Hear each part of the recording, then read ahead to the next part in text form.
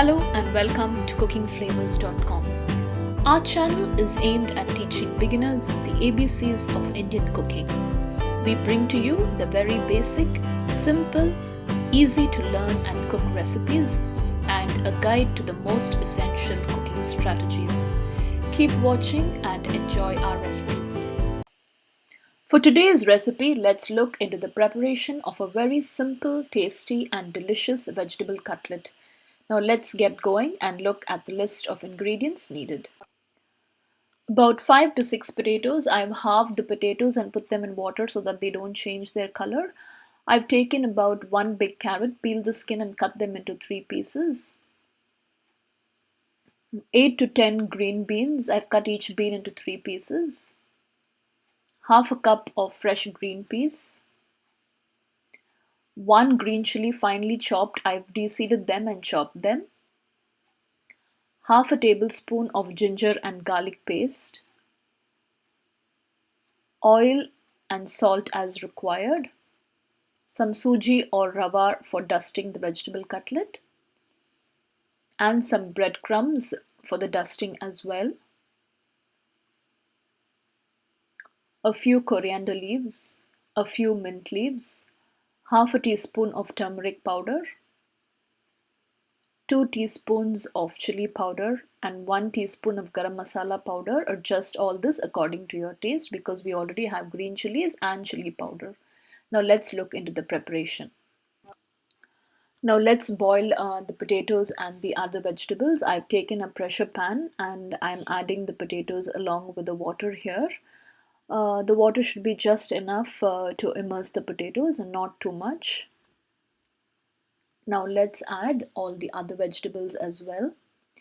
You don't have to peel the skin for the potatoes because after they boil it will be easier for you to peel the skin. Now let's add the carrots, the green beans and the green peas. We'll cover the lid of the pressure pan and give it just 2 whistles. We just need a steaming effect and it should not be overcooked. We'll see you again after we boil the vegetables. After 2 whistles, I switched off the stove and I've collected all the vegetables in a strainer like this. I'll show you how well the vegetables have been cooked. You can see when I poke down, they don't immediately smash down and become very smashy, but they're perfectly cooked. This is the consistency that we want. Now I've strained the vegetables using a strainer and I've collected all the water. Please don't discard this water because it has a lot of nutritive value from the vegetables. This is nothing but vegetable stock. You can use this in your sambar, rasam or even vegetable soup. You can drink it as is with plain salt and pepper added in it. Now let's look at preparing the binding or the mixture to make the vegetable cutlet. I'm peeling the potatoes first. The potatoes are a little hot, so be careful. It's best to peel the potatoes while they are hot because the skin comes out easily. I've peeled all the potatoes. Now I'll be slightly mashing them down with my fork. You can use a masher, potato masher if you have, but I'm keeping it very simple.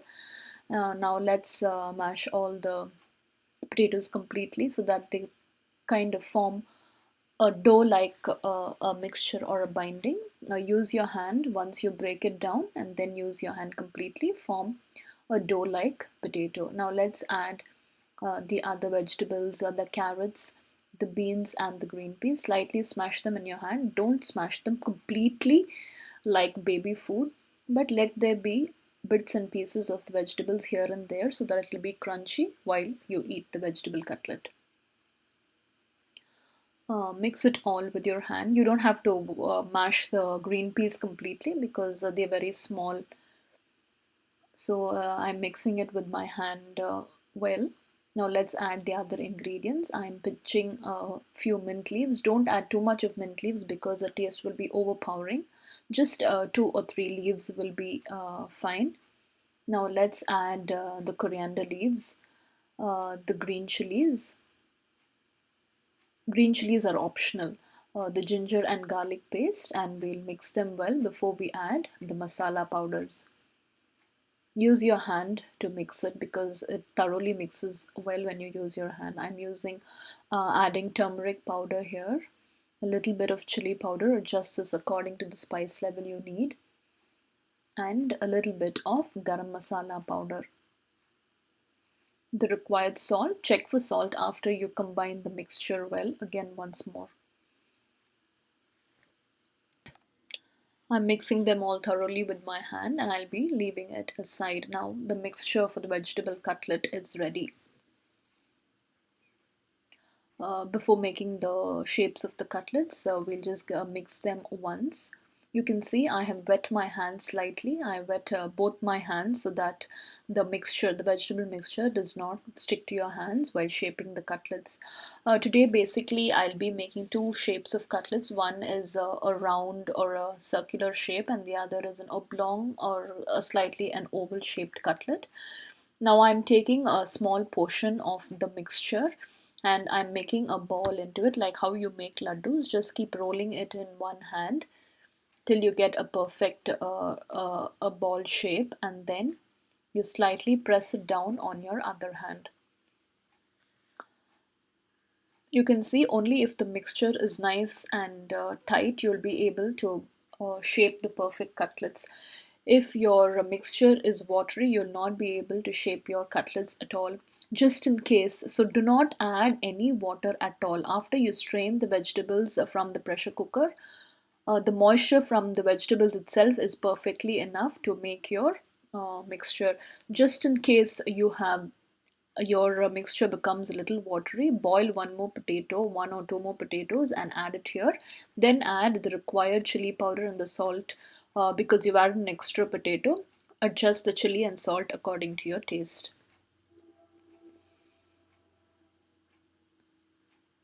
There's no reason that your mixture has to be watery, because if you don't have to add any water at all in the whole procedure except while boiling your vegetables. You can see I made, if you need bigger cutlets, you can take bigger portions from your mixture and make bigger cutlets. You can see the thickness of the cutlet is around half an inch to a 1 inch thickness. If you make it too thin, somehow the cutlets, you will not be able to relish the taste of the cutlet. So this, I think, half an inch to 1 inch is a perfect thickness. Now this is the other shape of the cutlet that I will be making. I told you it's an oblong or an oval shape. It's very simple. Uh, just I show you can see how I'm making it. Just hold it on your other hand and roll it down and press at the edges of the cutlet. You can also use cookie cutters or molds to prepare this cutlet, but you don't have to keep hunting for all that. Now, if you have it, well and good. You can just use your hands and make simple shapes. So these are the two shapes of cutlets that I'll be making today. I'll shape up the rest of the cutlets and we'll see how to fry them. Now I've shaped the required number of cutlets that I need. You can see I've shaped them into two different shapes. You can use other shapes also. I'm using a homemade breadcrumbs today. I've taken two leftover breads, toasted them nicely and powdered them into a coarse mixture. I'm adding a little bit of rava and suji to make it a little more coarse so that your cutlets are nice and crispy. We'll mix them well. While preparing the breadcrumbs, use a shallow plate like this so that it's easy for you to dip your cutlets into it and dust them. Now let's look at the dusting of the cutlets. I've taken one cutlet and I'm putting it on the plate with the breadcrumbs. I'm dusting it on all sides. Make sure you thoroughly dust it and dust the edges of the cutlet also. After you dust, shake it off a little so that the excess breadcrumbs come off and they don't, unnecessarily get into your oil. Just the right enough of sticking to the cutlet will do. Now let's dust all the cutlets and fry them. Today I'll be pan frying the cutlets, so you can also deep fry them.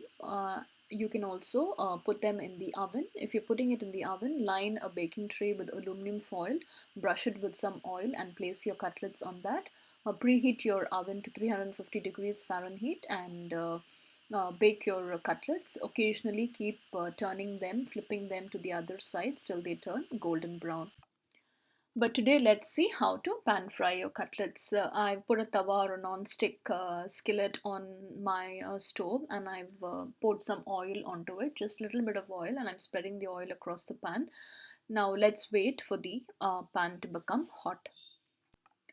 Now the pan is hot enough. Put your flame on medium, and now I'm placing the dusted cutlets onto the tawa. Instead of dusting your cutlets all at once, you can dust your cutlet then and there and place it on your tawa. Just add about 4 to 5 cutlets. Don't overcrowd your pan because otherwise flipping your cutlets will become hard. It's been around 2 minutes. Now let's gently flip the cutlets. Be very gentle because otherwise, since they have not fried fully, it might break. You can see the beautiful golden color of the cutlets. For the oblong shaped cutlets, just roll it over the pan so that all the sides of the cutlet gets fried well. So let's flip each of the other cutlets also.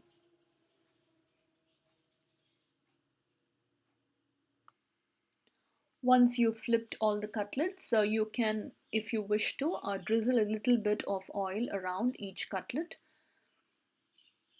Make sure you've flipped all the cutlets. So we'll wait for it to fry on the other side and we'll flip it again.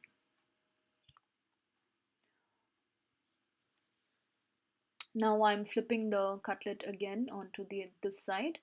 You can see it has been fried well on the other side too. You can keep it for some more time if you need a little more golden brown color. Perfectly shaped and perfectly tasting vegetable cutlets are ready to serve. You can serve this as a snack or you can serve it with rice and with burgers and bread also. I have served these crispy fried golden brown vegetable cutlets with some tomato ketchup today. You can serve it with a mint chutney or date chutney also, or you can eat it as is. Hope you enjoyed this delicious recipe of vegetable cutlet today. Log on to cookingflavors.com and subscribe to our YouTube channel. Give us your comments and suggestions and hit the like button if you enjoyed our video today. Thank you and see you again with another interesting and exciting recipe.